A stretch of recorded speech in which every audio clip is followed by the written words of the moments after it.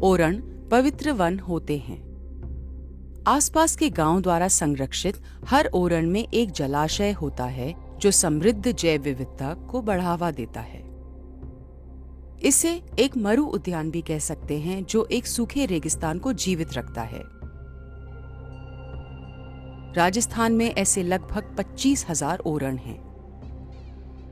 ओरण के लोगों और वन्य जीवों का जीवन एक दूसरे से एकदम जुड़ा हुआ है। एक के कारण दूसरा फलता फूलता है। समृद्ध वनस्पतियों और जलाशयों से युक्त ओरण गांव वालों के ऊंटों, बकरियों और भेड़ों को भरपूर चारा देता है। इसके बदले में गांव वाले इसकी भूमि और वन्य जीवों की रक्षा करते हैं। ओरण में कोई भी पेड़ नहीं काट सकता और न ही इसे कोई नुकसान पहुंचा सकता है।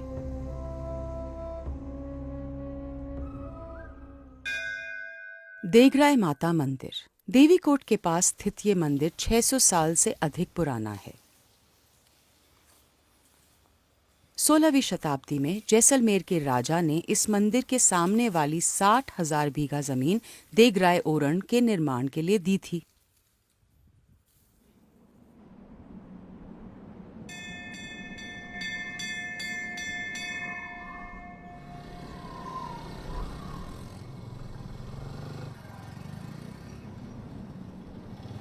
सुमेर सिंह देगराय ओरण के केंद्र में स्थित सावंता गांव में पले बढ़े।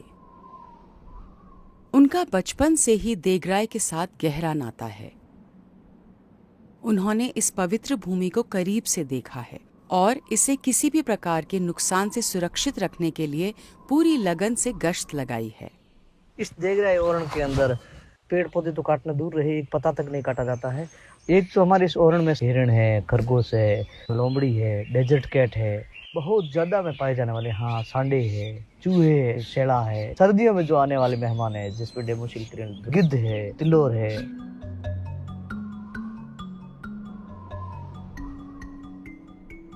अपने हालिया गश्त में सुमेर सिंह ने एक रेगिस्तानी बिल्ली को अपने 3 बच्चों के साथ देखा। तब से उस माँ और उसके बच्चों की सुरक्षितता सुनिश्चित करने के लिए वे हर दिन उस जगह का दौरा कर रहे हैं। देगराय ओरण विभिन्न प्रकार के पेड़ों और वन्य जीवों को आश्रय देता है। यहाँ सांडा, रेगिस्तानी जरबिल और अन्य सरीसृपों की एक स्वस्थ आबादी पाई जाती है जो कई शिकारियों को आकर्षित करती है।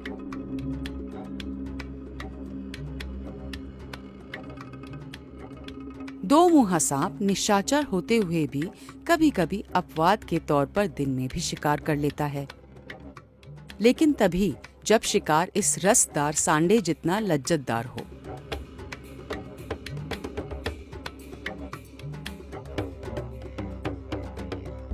आखिर सांडा एक बेशकीमती शिकार है जिसे हर शिकारी खाना चाहता है।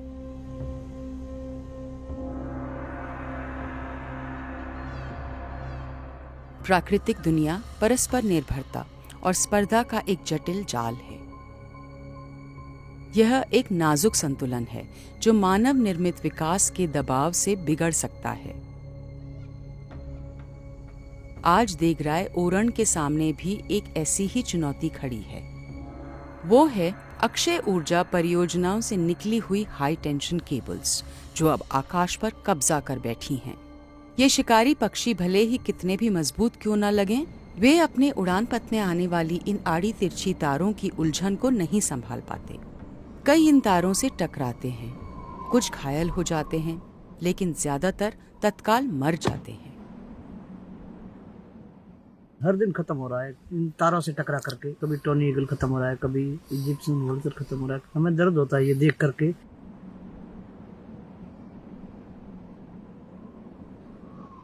विकास हमें चाहिए, विकास के बिना कुछ संभव नहीं है, लेकिन विकास किसके बदले में मिल रहा है? विकास जिसके बदले में मिल रहा है वो उसके प्रकृति, जो यहाँ पर्यावरण, ये जो सब चीजें नष्ट हो रही है वो खो रहे हैं हम। हमारे यहाँ विचरण करने वाले ऐसे ऐसे पक्षी, दुर्लभ पक्षी हैं जो हमारा हजारों पक्षी यहाँ आते हैं और यहाँ खत्म हो जाते हैं। वो मेहमानबाजी के लिए आते हैं कई पक्षी। तो ये जो डेमोशन क्रेन है ये मंगोलिया और मध्य एशिया से जो यहाँ आती है, यहाँ मेहमान रूपी ये 4-5 महीने यहाँ रहती है, जैसे ये सर्दी की ऋतु में। और अब यहाँ जो बड़ी हाई टेंशन लाइनें निकल रही है, उन लाइनों की वजह से इस साल ये कुर्जे ये निरंतर 20 दिन के अंदर 14 कुर्जे इन लाइनों के टकरा करके और करंट से ख़त्म हो चुकी हैं। इसी जगह पे आज से 10 दिन पहले 6 कुर्जे ख़त्म हुई थी और ये आज 4 कुर्जे यहाँ ख़त्म हो चुकी हैं। इतना ही नहीं, ऊंटों पर सवार स्थानीय यात्री भी नीचे लटकी तारों से टकरा जाते हैं और कभी-कभी दुर्घटनाग्रस्त भी हो जाते हैं। ओरण के लोगों और वन्य जीवों का जीवन बदल गया है। वे खुद को असहाय महसूस करते हैं, लेकिन उनकी पुश्तैनी जमीन पर कब्जा करने वाली बिजली परियोजनाओं के खिलाफ उनकी लड़ाई जारी है, एक ऐसे इकोसिस्टम के लिए जिसे वे सदियों से सींचते आ रहे हैं। जो हाई टेंशन लाइनों के ऊपर अभी सुप्रीम कोर्ट ने राय दिया है कि इसको अंडरग्राउंड किया जाए, बहुत ही अच्छी राय है। हम भी यही चाहते हैं कि इसको अंडरग्राउंड करके और विकास, देश को डेवलपमेंट होना चाहिए, तो इसमें प्रकृति भी बचेगी और ये वन्यजीव भी बचेगी।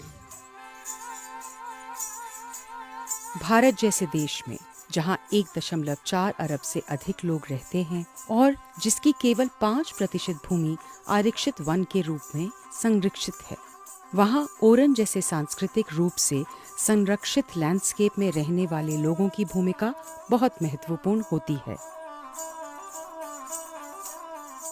आज संकटग्रस्त बनी उनकी आपसी सम्मान प्रणाली में हमारे अस्तित्व और भविष्य के समाधान छुपे हुए हैं। क्या हम ये सुनिश्चित कर सकते हैं कि तथाकथित विकास, सद्भाव और एकता की इन प्रथाओं को नष्ट नहीं करें?